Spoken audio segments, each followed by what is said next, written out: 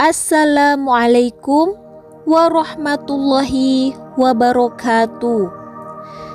Di balik deretan wanita mulia yang menjadi pendamping hidup Rasulullah Shallallahu Alaihi Wasallam, ada satu nama yang jarang disebut, tetapi memiliki kedudukan tinggi di mata manusia dan juga di mata Allah. Ia adalah wanita yang hatinya penuh kasih untuk orang miskin. Wanita yang hidupnya singkat bersama Nabi, namun harum namanya hingga kini. Dia adalah Zainab binti Khuzaimah radhiyallahu anha, istri kelima Nabi Muhammad Shallallahu Alaihi Wasallam. Zainab berasal dari Bani Hilal, salah satu kabilah Arab yang terhormat. Nama lengkapnya adalah Zainab binti Khuzaimah bin Al-Harith Al-Hilaliyah.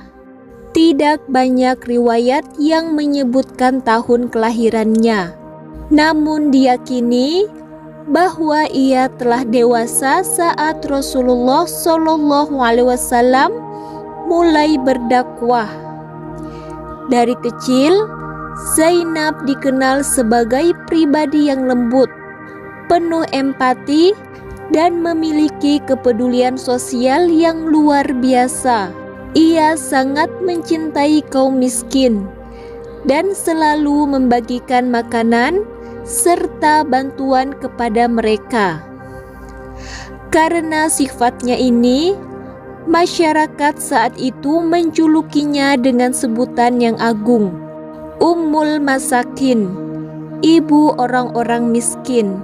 Sebelum menikah dengan Nabi, Zainab pernah menjadi istri dari Abdullah bin Jahsy radhiyallahu anhu, sahabat Nabi dan saudara dari Zainab binti Jahsy, istri Nabi yang lain.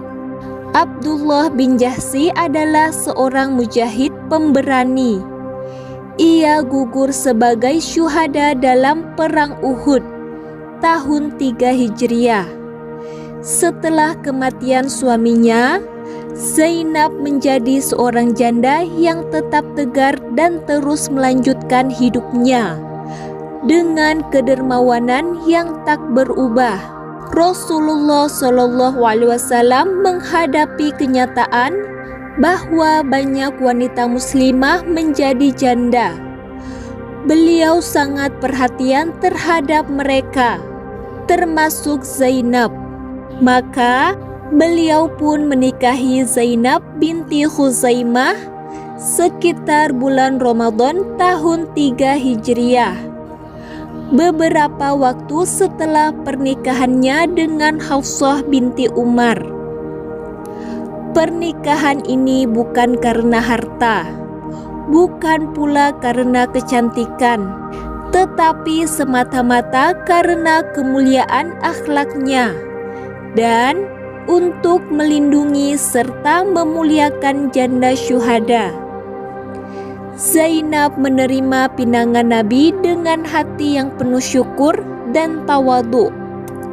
Ia pun menjadi bagian dari keluarga Rasulullah Shallallahu Alaihi Wasallam dan diberi gelar mulia, Ummul Mukminin, ibu orang-orang beriman. Kehidupan Zainab bersama Nabi sangatlah singkat. Sebagian ulama menyebutkan hanya 2 bulan. Sebagian lainnya mengatakan 8 bulan.